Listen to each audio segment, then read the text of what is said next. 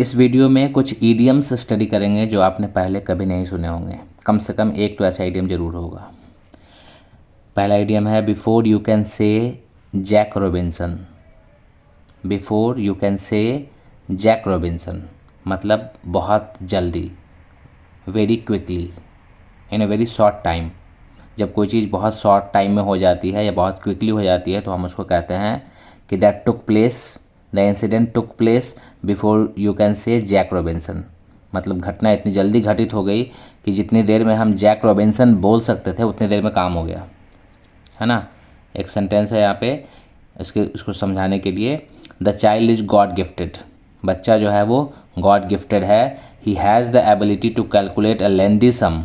उसके पास इतनी क्षमता है कि वह एक लेंदी सम को, एक बड़े जोड़ घटाव के सम को कैलकुलेट कर सकता है before you can say Jack Robinson. जितनी देर में आप जैक रॉबिन्सन बोलेंगे उतनी देर में वो बड़ा लंबा चौड़ा कैलकुलेशन करके रख देगा, है ना, लाइक ए कैलकुलेटर। तो ये बड़ा अच्छा ईडियम है, before you can say Jack Robinson. इसकी ऑरिजिन कैसे हुई? ये ईडियम सबसे पहले 17th सेंचुरी में यूज किया गया था। जैक रॉबिन्सन नाम का एक आदमी था, वो बहुत शॉर्ट विजिट देता था, मतलब किसी से मिलना होता था जब उसे जान पहचान के लिए, तो वो बिल्कुल कम टाइम के लिए, मतलब जितनी देर में आया और गया, है ना, जितनी देर में आप उसका नाम ले पाएंगे उतनी देर में वो आके मिल के चला जाता था। वह सच ए कैरेक्टर, उसके नाम से ये ईडियम वहाँ से डिराइव हुआ कि before you can say Jack Robinson. Next idiom है to separate the ship from the गोट।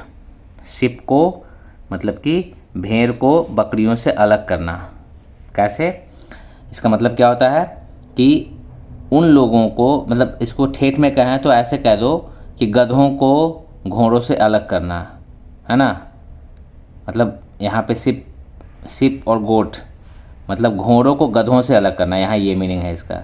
मतलब कि उन लोगों को जिनके पास नॉलेज अच्छी है उनको अलग करना उनसे जिनके पास नॉलेज नहीं है ना। टू डिस्टिंग्विश पीपल, डिस्टिंग्विश बहुत अच्छा वर्ड है। डिस्टिंग्विश का मतलब होता है अंतर करना, अलग अलग करना, सेपरेट करना।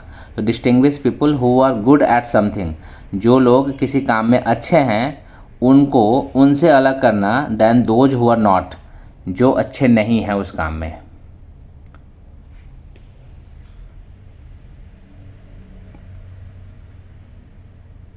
ओके,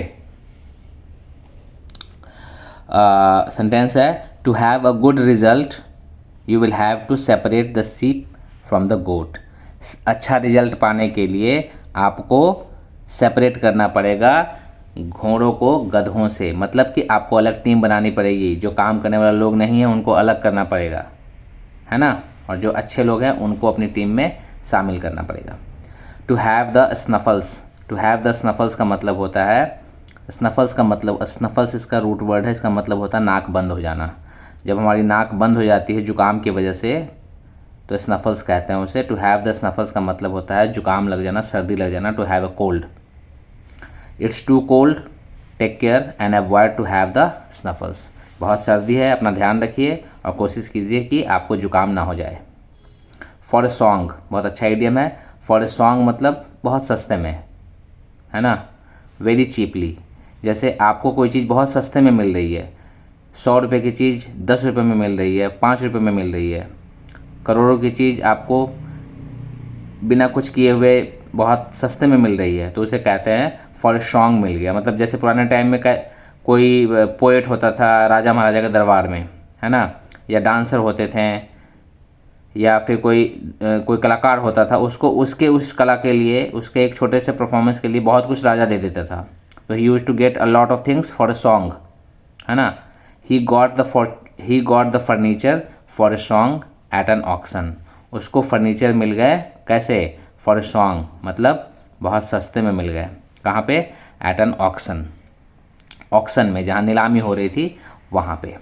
सूनर और लेटर, ये आप सुना होंगे, आपने सुना होगा।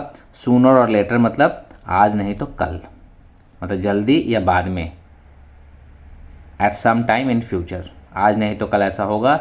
Your hard work will pay sooner और लेटर, तुम्हारी कठिन मेहनत जो है वो तुम्हें ज़रूर उसके लिए रिवॉर्ड करेगी, पे करेगी, आज नहीं तो कल, सूनर और later. To get up with the lark, lark यहाँ कीवर्ड है। लार्क का मतलब होता है, एक पक्षी को बोलते हैं लार्क, बहुत छोटा पक्षी होता है, बहुत स्वीट चर्पिंग करता है वो, है ना, बहुत मीठी आवाज़ होती है उसकी। To get up with the lark मतलब गेट अप मतलब उठना, सो के उठना, किसके साथ, विद द लार्क मतलब उस पक्षी के साथ। तो पक्षी क्या होता है, बहुत जल्दी उठते हैं, है ना, यानी कि आप बहुत जल्दी उठ रहे हैं अगर सुबह में सो करके, तो उसे कहते हैं to get up with the lark. To get out of the bed very early in the morning, सुबह जल्दी उठना। ओके, सेंटेंस है go to the bed early, सोने चले जाओ जल्दी रात को, if you want to get up with the lark, अगर आप सुबह जल्दी उठना चाहते हैं तो। लार्क पर बेस्ड एक और प्रोवर्ब है, पढ़ा होगा आपने, if the sky falls we shall catch the lark, if the sky fall we shall catch the lark, अगर आसमान टूटेगा तो हम लार्क को लूटेंगे। कहने का मतलब कि ना नौमन तेल होगा ना राधा नाचेगी, ऐसा प्रोवर्ब है वो, है ना। तो आई होप आपको वीडियो अच्छा लगा होगा। अगर अच्छा लगा है तो इसको उन लोगों के साथ ज़रूर शेयर करें जिनको ऐसे वीडियो की ज़रूरत है, जो स्टूडेंट्स हैं। Thank you for watching.